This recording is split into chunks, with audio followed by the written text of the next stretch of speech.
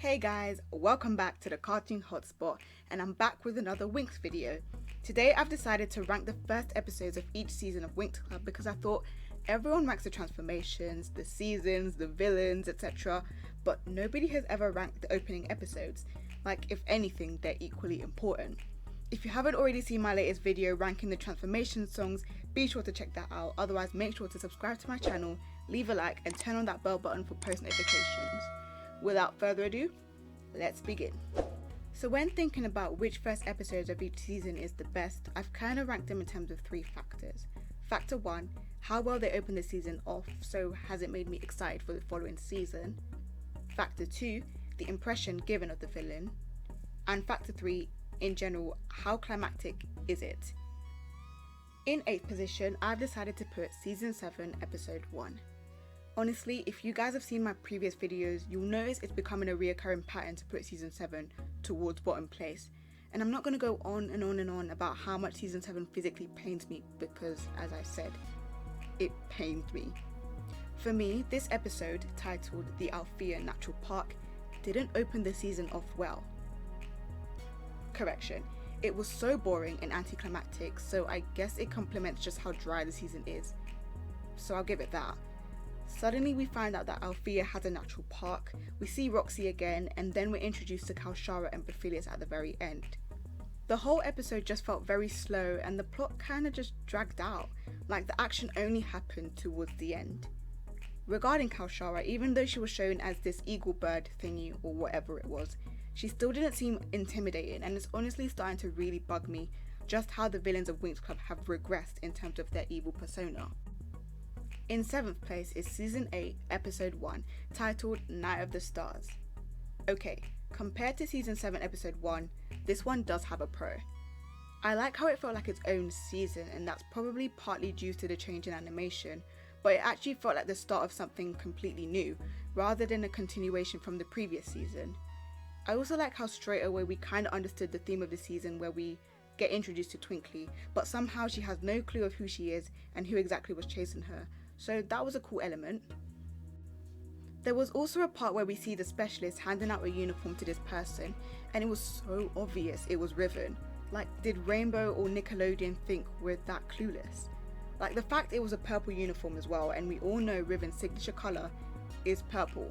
So yeah, it wasn't too hard of a puzzle to solve. The villain for this season wasn't actually introduced, which you could consider either a good thing or a bad thing. For me, it felt like they didn't introduce the villain in the first episode to kind of build tension and suspense and make us think, oh, what threat are the Winx going to face? And then it just turned out to be Obscuron and Valtor. Like, no, what a joke. Overall, Season 8 Episode 1 did us a favour and showed us just how rubbish Season 8 was going to be, so at least it didn't sell us dreams.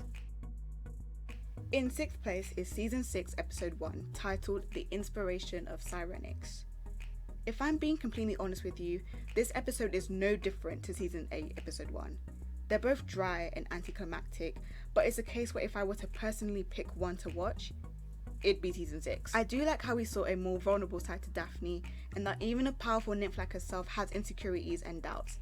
Oh, and I love the song Way of Sirenix. I think it's a very underrated song that quite a lot of people forget about.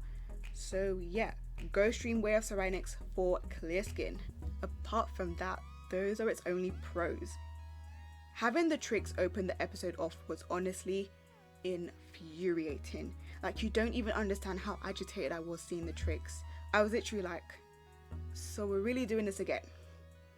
After how many seasons, the tricks still think they're somehow invincible and that they're destined to rule the world. Ugh. Also, my biggest problem with this episode is the whole Beast of the Depth fiasco. Some might consider it a plot hole and others might not. The whole concept fits in with Daphne feeling that she lost her powers, but it doesn't make sense story-wise and how far the Winx plotline has progressed.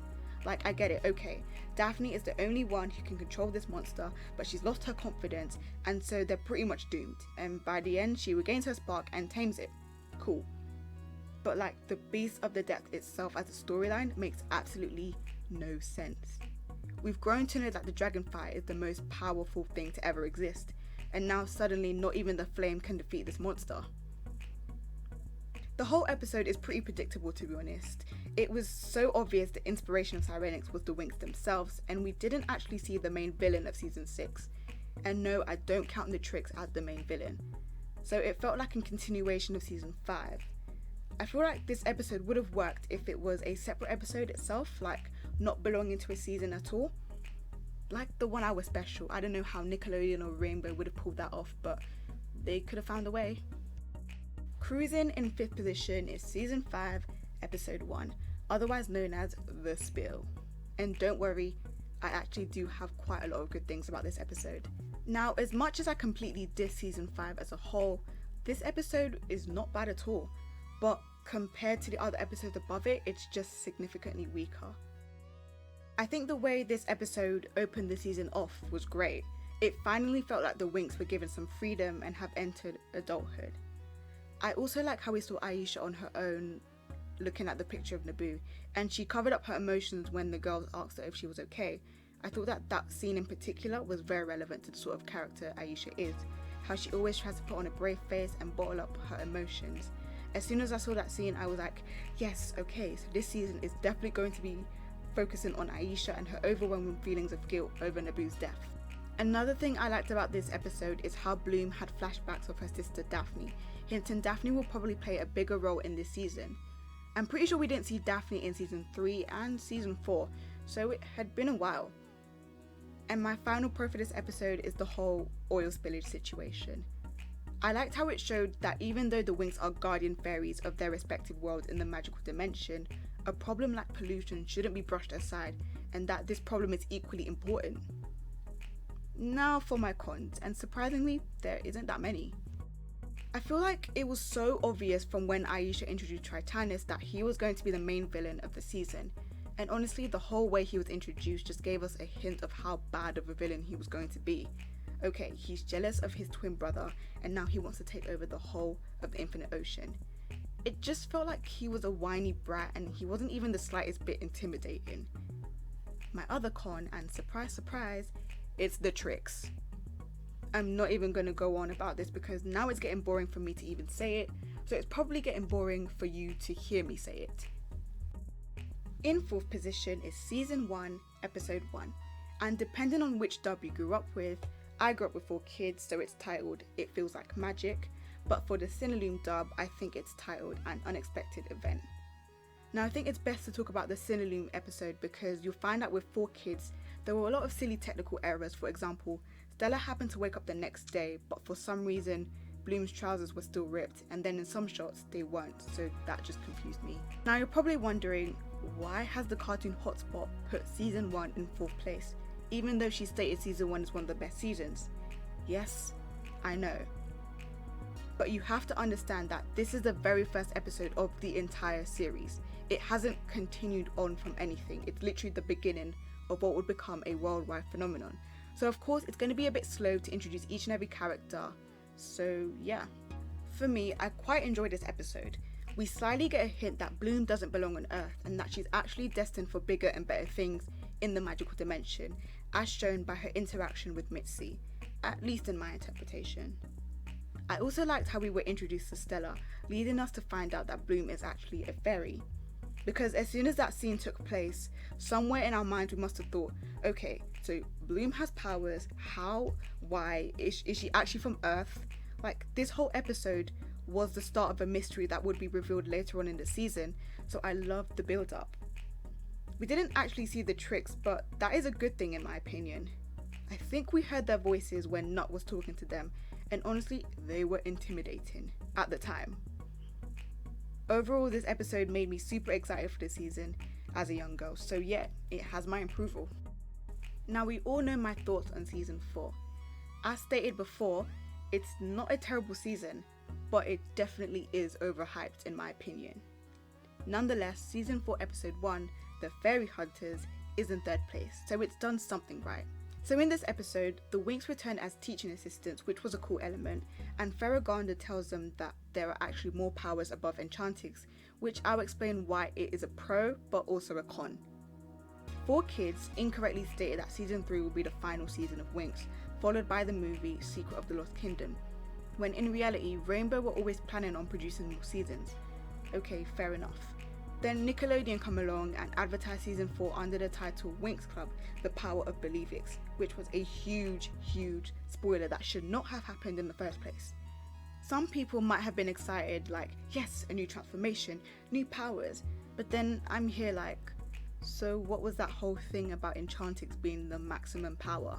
I think if Ferragamo had said something along the lines of, Enchantix is often a fairy's final form that not many people achieve because it's so difficult, but there are other powers above Enchantix. But because Enchantix is so difficult to get, it's usually the highest a fairy can go. Then the whole plot surrounding Believix would have made perfect sense, and I would not have complained. But it was literally like, Enchantix is the maximum power a fairy can attain. There's no other power above it. Do you understand the problem here?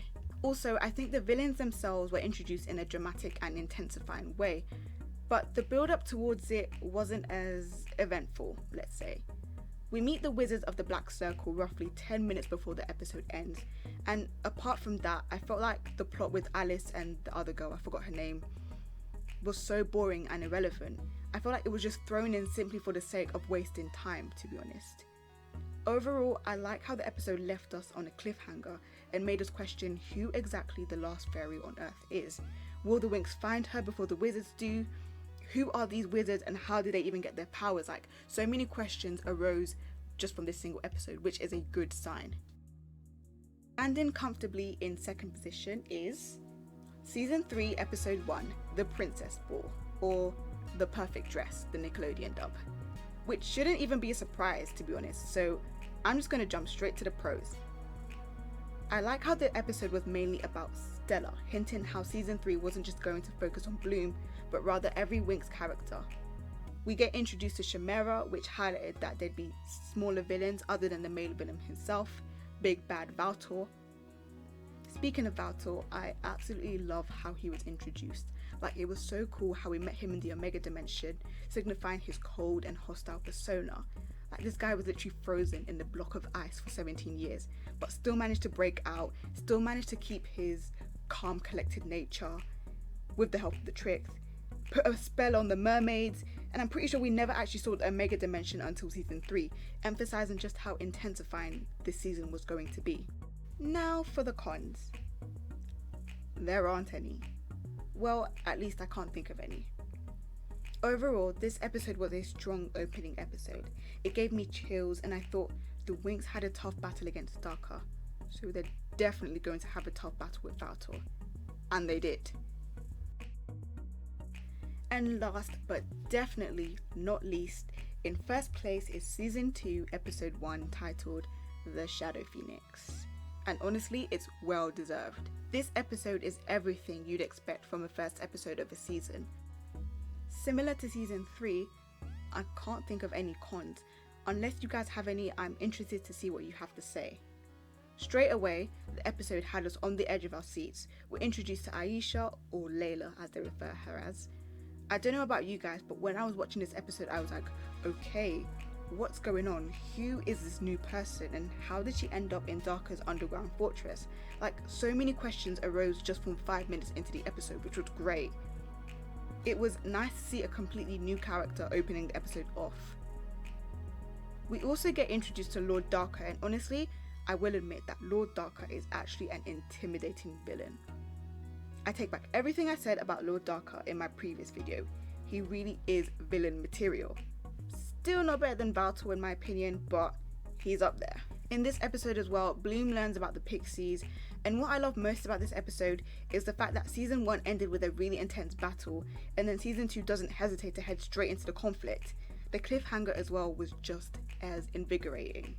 So that's it from me. I hope you guys enjoyed this video. If you did, don't forget to subscribe to my channel and leave a like. If you have any thoughts, if you agree, disagree with me, let me know down in the comment section below, and I'll see you again in my next video.